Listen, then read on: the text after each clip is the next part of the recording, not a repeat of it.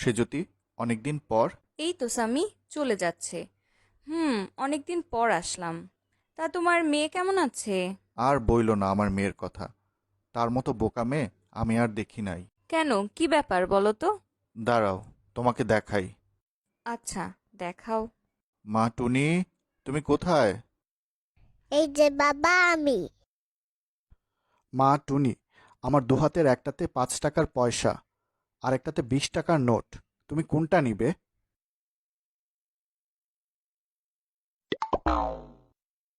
তাই তো দেখি, 20 টাকার বদলে 5 টাকা নিয়ে চলে গেল।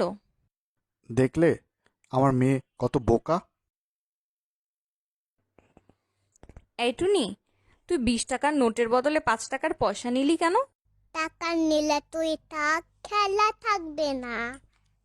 তারপরে আমি আইসক্রিমও খেতে পারবো না।